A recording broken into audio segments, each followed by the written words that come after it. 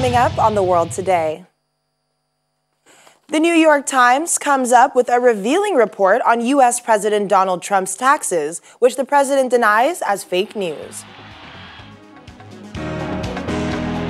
Fierce fighting continues at the NagornoKarabakh region between Armenia and Azerbaijan as the neighbors weigh in to the dispute. Plus, global toll for coronavirus infections rises above 33 million, with the death toll inching towards 1 million. A warm welcome to our viewers here in Nigeria and around the world. Thanks so much for joining us on the program today. I'm Akaite Afia in Lagos.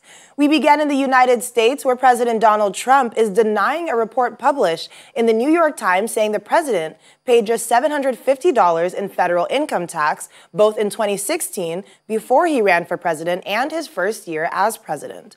The report also says the president paid no income taxes at all in 10 of the previous 15 years. It reviews tax returns relating to President Trump and companies owned by the Trump Organization back to the 1990s, as well as his personal returns for 2016 and 2017. President Trump has called the report fake news, saying, "I actually paid tax, and you'll see that as soon as my tax returns, it's under audit. They've been under audit for a long time." He further said, "The IRS does not treat me well. They treat me badly." The president has faced legal challenges for refusing to share documents concerning his fortune and businesses. He is the first president since the 1970s not to make his tax returns public, though it is required by law.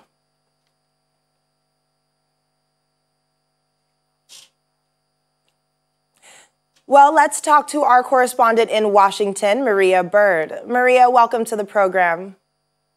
Thank you for having me. So I'm not sure about how the American people are reacting to this piece of information. What's the general belief here? The timing of it is quite close to the presidential election, and the fact that back in 2016, Trump's taxes were a big issue. So what's going on over there? Well, at this time, I think the American people are not surprised, number one. As you said, this has been a looming issue for quite some time. The timing of it is, as you said, that we're right in the midst of a very heated election. Tomorrow, we will have the first presidential debate between President Trump and the candidate for presidency for the Democratic Party, Joe Biden. And so this timing is one that I think will call to question and to bring many questions that will come up during the debate tomorrow. We can guarantee that we will see a question regarding President Trump's taxes. And as so many American people are dealing with some real economic devastation as a result of the pandemic, I'm sure those who are on the fence, this will be part of their determining factors. Well, the president says his taxes are currently being audited, and it's almost the same excuse that he had given in 2016. So does it really take that long to have them audited, and why is it so important for a president to reveal his tax returns? Well, I think as you talk about taxes, that's one of the major, establishments of the United States. I mean, everyone has to pay taxes. Doesn't matter if you're rich, if you're middle income, if you're lower middle income, everyone pays taxes. And so that has been one of those kind of staples of the U.S. economy that has allowed for things like Social Security to be paid, that have allowed for many of our benefits, as we see, when we're talking about stimulus packages. These are the things that fund the government. These are the things that fund all of our congressional members that are actually in for state and local government taxes that people pay. These are the things that fund those political figures that are running our state governments. And so this is kind of the baseline. And so to know that the president potentially could not be abiding by or paying the taxes that are due for him to pay, I think is a real question for the American people that are struggling each and every day and that are paying their taxes. So what else are we learning from this report that's come out? At this time, as you said, the 750. And so the real question is what's going to come out of the audits? When will the audits be released? Will this happen right before the November 3rd election? And again, if this is going to be another thing that President Trump will have to speak to as he is questioned, in the at the White House when he's traveling, this will be another question that will be asked. What are you doing about your taxes? How are the American people supposed to be able to want to pay their taxes? And what are you doing to ensure that you're abiding by and paying what is due on your behalf? And just before I let you go here, Maria, as we've mentioned, the election is coming up. So what sort of impact do you think this report will have on this upcoming presidential election? Well, the New York Times is one of those agencies and news organizations that many people follow. And so, again, this will definitely play a role in the questioning tomorrow evening with the debate. This will play a role as people are making their decisions on who they will vote for. It's really not going to pay for those individuals who are committed to President Trump, who have been a part of his base for quite some time and continue to be a part of his base. This will not impact their decision. The only individual that this will impact are those who might have now called to question President Trump, who were supporting him and are now potentially supporting presidential candidate Joe Biden. You see many Republicans that are longstanding. I mean, you look at John McCain's wife, who has come out and supported Joe Biden. So there are people that could be strong supporters of that family, could have been strong supporters in Arizona of John McCain that are saying, I'm not quite sure about President Trump. And so this could be part of the determining factor of whether or not those who are on the fence will actually vote for President Trump come the November election. All right. Well, thanks so much, Maria. We will definitely keep our eyes to see how this plays a role in the upcoming elections. Stay safe out there.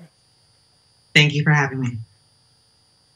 Well, also happening in the United States today, a judge temporarily blocking a Trump administration order that was set to bar Apple Incorporated and Alphabet Incorporated's Google offering Chinese-owned abort video sharing app TikTok for download just before the deadline of midnight on Sunday.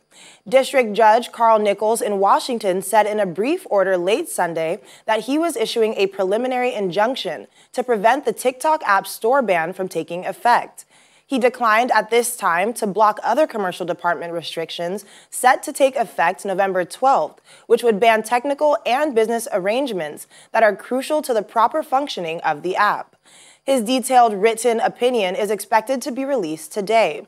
The statement, which defended the TikTok order and Trump's executive order demanding owner ByteDance divest its TikTok U.S. operations within 90 days, did not specify whether the government would appeal.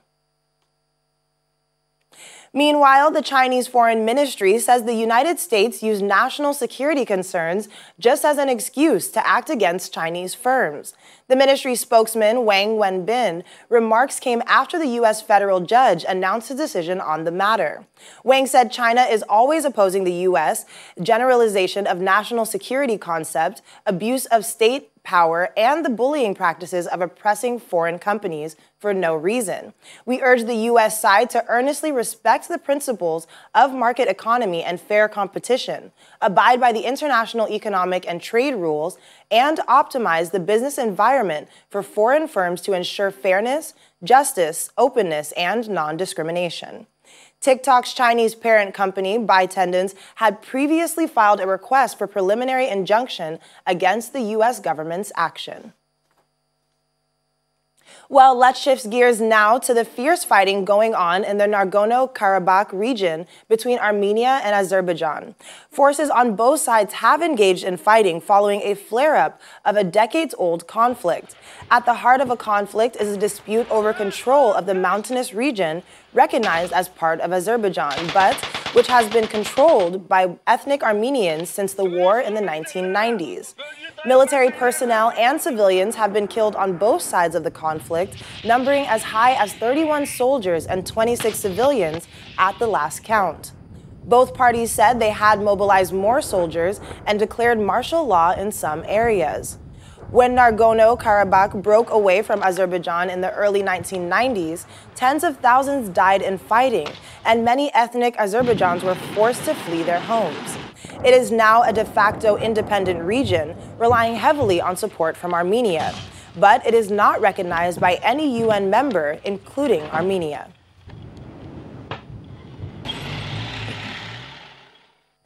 Turkey has waded into the conflict, with President Erdogan saying Armenia must immediately withdraw from lands which it's occupying and that it was time to end the crisis in the Nagorno-Karabakh region. During a press conference earlier, President Erdogan said he commended Armenia and that the country will continue to stand with the friendly, brotherly Azerbaijan with all its resources and heart. Turkey traditionally backs Azerbaijan and is currently talking to the Minsk group, which mediates between Armenia and Azerbaijan, with Russia, France, and the United States as co-presidents. As for Russia, the Kremlin has called on both sides to stop all military activity that could further inflame tensions in the region. Kremlin spokesperson Dmitry Peskov said during a press briefing that Russia continues to monitor the situation at the border region and believes the military operation should be stopped immediately, and the process of resolving the conflict, as well as the consequences of flare-ups, should be resolved by political and diplomatic means.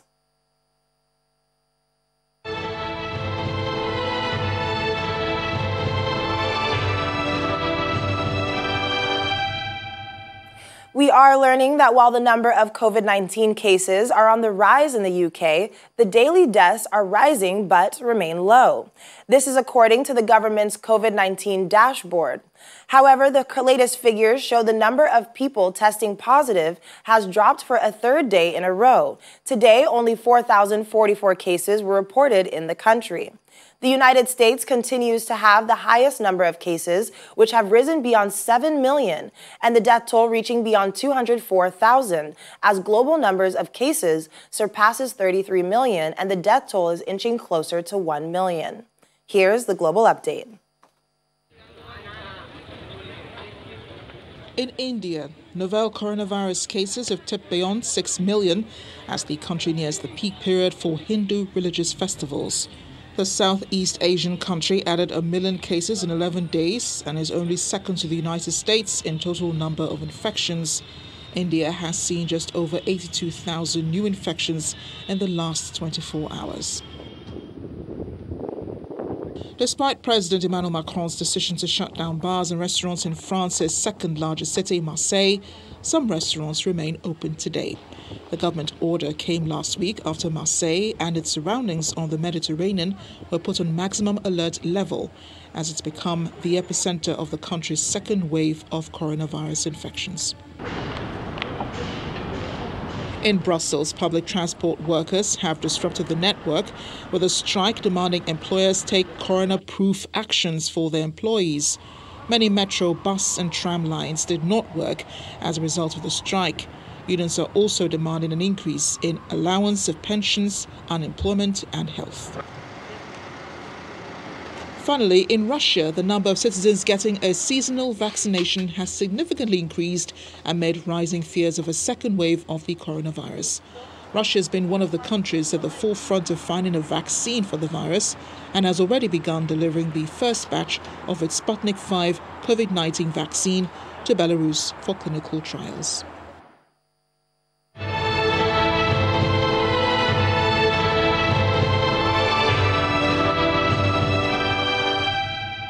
Well, let's turn to the Brexit talks, as European Commissioner Maros Sefcovic says Britain's position in the talks is far apart from what the European Union can accept, while negotiations need to urgently shift to higher gear. He was speaking after meeting with UK Cabinet Office Minister Michael Gove in a joint committee tasked with implementing Britain's withdrawal agreement and a proposed internal markets bill that would undermine the divorce deal struck last year. Many difficult issues remain. The UK's positions are far apart from what the EU can accept. I have repeated the EU's request to withdraw the contentious parts of the draft internal market bill by the end of September. We maintain that the bill, if adopted in its current form, would constitute an extremely serious violation of the protocol as an essential part of the withdrawal agreement and of international law. Thank you. Still to come on The World Today. Can you ride a bike without bars and brakes? Well, one man did it, riding all across Pakistan. Stay with us.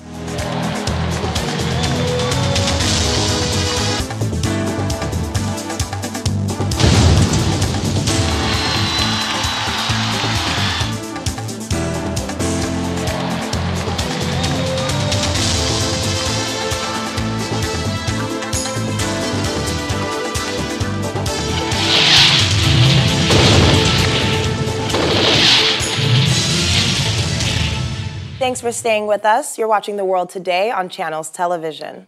A senior member of the British cabinet, Michael Gove, says the clauses of the Internal Market Bill would remain despite a demand by the EU that London scrap them. Good meeting at the Joint Committee today. Vice President Maroš Šefčovič and I both agreed that we need to go further in making sure that the Northern Ireland Protocol and the Withdrawal Agreement are implemented. And I'm glad that we have a forward pattern of work which will ensure that we can fulfil our obligations and the EU can fulfil its. There have been those in the European Union who have been concerned about the clauses that we've put into the UK Internal Market Bill. But I was able to stress today, as I have in the House of Commons, that these clauses are a safety net. We want to reach agreement in the Joint Committee. We want to make sure that the position of Northern Ireland is secure in the United Kingdom. We want to make sure that the withdrawal agreement is implemented in full. But those clauses are there. They're in legislation, supported by the House of Commons as a safety net, if need be, and those clauses will remain in that bill. Britain continues to support Nigeria's democratic journey because it wants the best for the country. New Deputy High Commissioner to Lagos said this in an exclusive interview with our foreign affairs correspondent, Amarachi Ubani. Concerning Nigeria turning 60 this week, he says the UK seeks a strong, prosperous relationship with Nigeria and looks forward to realizing that in the near future. I mean, our approach is to support Nigerian democracy. And when I was here in 2014 to 2017, I was here during the 2015 elections. I observed many different elections across Nigeria during that time. And our role, our approach, our ambition is to allow Nigerians to elect the leaders they want to see and to support the institutions in Nigeria that police those elections, the courts, the police, the Electoral Commission. And we provide significant support to the Electoral Commission and significant support as well to organisations, civil society organisations that are there to try and encourage a free and fair and credible process. We're very conscious of our historical relationship, but really 60 years is fantastic, and really what we're looking for is a prosperous, strong, creative and burgeoning relationship between us over time. And I think, you know, but principally we celebrate with you, we celebrate with and for Nigerians, and you know, perhaps this year with COVID-19 it'll be a slightly more challenging way to celebrate collectively, but to the extent we can, we will. And the sheer numbers of British Nigerians, Nigerian Brits, I don't even know how you describe that. I was talking to someone about the sheer number of British Nigerians who play rugby for England, for example, and those links are just so strong and so ingrained and so intertwined, shows really how the next 60 years should again celebrate and fulfill those kind of links, and we're very keen that they do. You can watch more on the interview on Diplomatic Channel, which comes up tonight at 7:30 p.m. Join us then. One of 4 suspects on trial for the 2014 downing of the Malaysia Airlines Flight 17 has denied he had any involvement with firing or supplying the missile allegedly used in its destruction. MH17 was flying from Amsterdam to Kuala Lumpur when it was shot down by a missile fired from territory held by pro-Russian rebels during fighting in eastern Ukraine, international investigators have said. All 298 people were on board were killed. After an investigation lasting nearly 6 years, 4 defendants went on trial in March.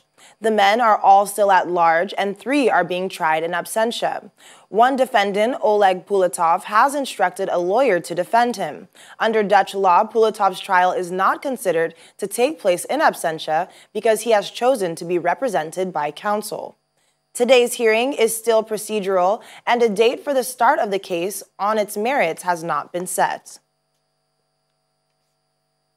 The German government has published a list of potential sites for radioactive waste as part of its plans to exit nuclear power, dropping the Gorleben salt dome in Lower Saxony from the running. Some 90 locations, including parts of Lower Saxony, Bavaria, Baden, Württemberg, and eastern German states have been found to be potentially suitable after BGE undertook preliminary mapping that revealed 54% of German territory could be satisfactory. It eliminated Gorleben. Taking 3 years, the process identified salt, clay, and crystalline above all granite formations, stressing the criteria were science-based without political influence. Head of BGE's managing board, Stefan Stut, said no location was predetermined. Just a reminder, the devastating floods from heavy rainfall in Sudan, displacing thousands of people, including refugees, internally displaced people, and even host communities. The rains have caused flash floods and rivers like the Nile to reach 17 meters, bursting its banks and leaving thousands in desperate need for humanitarian support. Humanitarian agencies have been calling for assistance, though SMEs like the UNHCR are working with partners to distribute food to 170,000 refugees, IDPs, and the local community. The most affected states by the floods are West, South, and North Kordofan, Sennar, Darfur, East Sudan, and Khartoum. All right, and moving on to the final story, a cyclist in Pakistan has been riding a bike without brakes and without handlebars.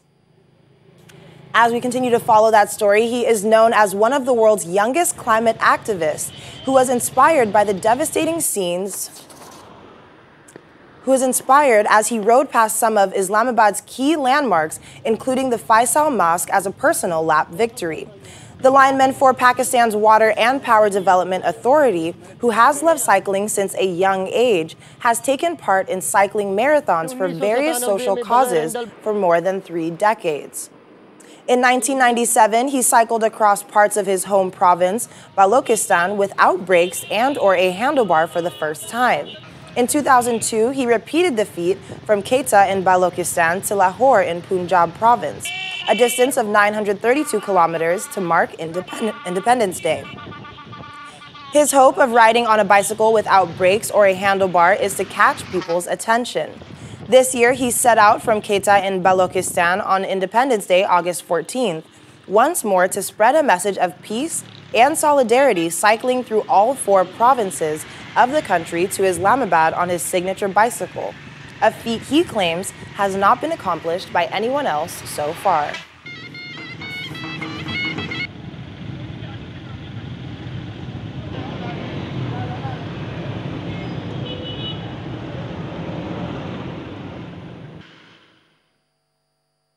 All right, well, that is all for the world today. Thanks so much for staying with us. I'm Akaite Afia. Stay safe.